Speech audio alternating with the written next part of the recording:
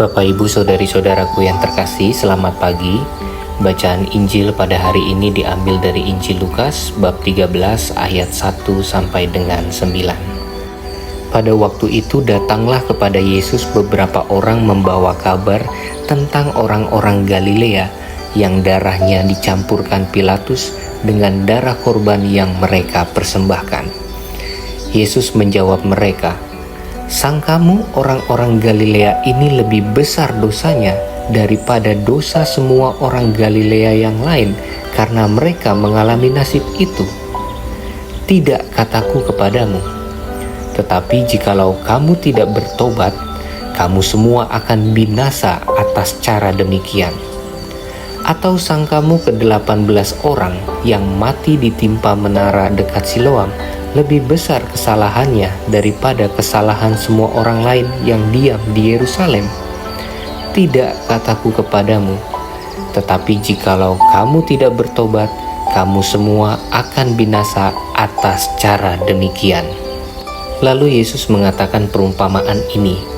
Seorang mempunyai pohon ara yang tumbuh di kebun anggurnya, dan ia datang untuk mencari buah pada pohon itu, tetapi ia tidak menemukannya.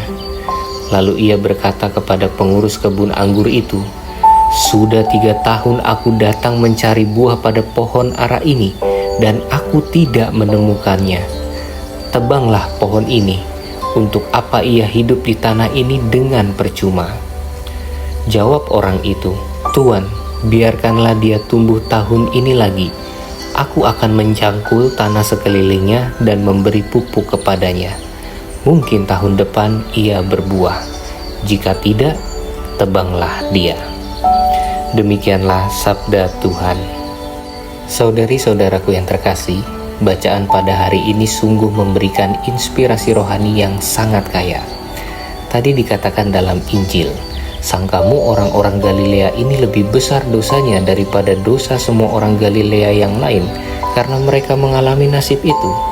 Tidak, kataku kepadamu, tetapi jikalau kamu tidak bertobat, kamu semua akan binasa atas cara demikian."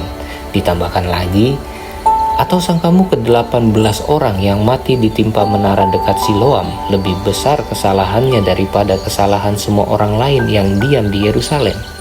Tidak, kataku kepadamu, tetapi jikalau kamu tidak bertobat, kamu semua akan binasa atas cara demikian." Kita sering mendengarkan ungkapan "ada gula, ada semut", atau yang lain misalnya "di mana ada asap, di situ ada api". Pada waktu itu, dan saya rasa juga mungkin hidup sampai sekarang, di beberapa orang muncul keyakinan bahwa ketika orang mengalami nasib buruk, seperti misalnya sakit, kecelakaan, bahkan kematian, maka ia dituduh telah melakukan sebuah dosa berat. Dengan demikian, kemalangan dikaitkan dengan kedosaan. Pandangan ini membawa konsekuensi iman yang cukup serius, yakni Allah dilihat sebagai figur yang membawa hukuman. Nah, Yesus ingin membongkar keyakinan keliru ini. Yesus ingin menunjukkan bahwa Allah adalah kasih, bahwa Allah adalah penuh kerahiman. Oleh karena itulah Yesus mengatakan yang akan binasa adalah mereka yang tidak bertobat, bukan mereka yang karena mengalami kejadian A atau mengalami kejadian B. Sekarang mari kita bertanya lebih dalam ke diri kita masing-masing. Bagaimana sikapku ketika aku ditatapkan dengan kelemahan, entah kelemahan orang lain atau kelemahan diriku sendiri?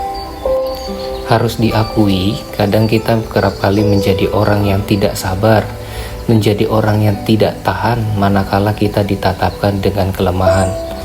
Terhadap kelemahan sendiri, kadang kita merasa insecure, kadang kita merasa memberontak, dan juga berusaha keras untuk menutupi kekurangan diri. Dan terhadap kelemahan orang lain bahkan lebih parah. Kadang kita mudah menertawakan, membuli, mengutuki, bahkan menjadikan kelemahan orang lain itu sebagai batu pijakan agar kelemahan dalam diri kita sendiri tidak tampak keluar. Saudari-saudaraku yang terkasih, Tuhan Yesus pada pagi hari ini mengajak kita bersama-sama untuk bertobat. Mulai kapan? Ya mulai dari sekarang. Kenapa? Karena semakin kita larut ataupun semakin kita menunda-nunda pertobatan, maka semakin sulit kita untuk keluar dari jeratan dosa yang pelan-pelan membawa kita pada kehancuran dan kebinasaan. Kadang saya merasa bingung dengan ungkapan, saya ini masih muda, nanti sajalah bertobatnya kalau nanti sudah tua. Toh nanti kalau sudah tua, ketika saya sudah tidak bisa berbuat apa-apa, saya bisa menerima minyak suci dan kemudian dosa-dosa saya semuanya sudah diampuni. Nah, Bapak Ibu Saudari-saudaraku yang terkasih, pemikiran yang seperti inilah pemikiran yang sangat berbahaya. Mengapa saya katakan bahaya? Karena dengan demikian kita kayak mempermainkan rahmat. Kita menyalahgunakan rahmat pengampunan yang diberikan oleh Tuhan. Ingat ya, pengampunan ataupun rahmat yang diberikan Tuhan itu bukanlah rahmat yang sifatnya murahan. Di bagian akhir, Yesus memberikan perumpamaan tentang pemilik kebun, lalu juga pengurus kebun, dan juga pohon ara itu sendiri. Dari pemilik kebun, kita bisa melihat dan berefleksi bahwa pemilik kebun adalah sosok ataupun pribadi yang tidak sabar berhadapan dengan kekurangan, yang tidak sabar berhadapan dengan kelemahan. Kecenderungan sikap yang ditunjukkan adalah menyingkirkan, menghilangkan, melenyapkan, dan tidak setia pada proses ataupun peluang untuk memberikan kesempatan. Sementara pengurus kebun adalah Yesus sendiri. Yesus senantiasa dan tidak pernah lelah untuk mendatangi kita agar kita mau mengolah diri sehingga pada akhirnya kita dapat menghasilkan buah. Yesus memberikan berkat-berkat yang kita butuhkan, dan Yesus memberikan waktu bagi kita untuk mau berbenah diri. Itulah alasannya kita mengenal Yesus sebagai Allah yang panjang sabar dan penuh belas kasih setia. Mari kita semua sebagai pohon ara tidak menyia-nyiakan rahmat yang diberikan Tuhan Yesus kepada kita.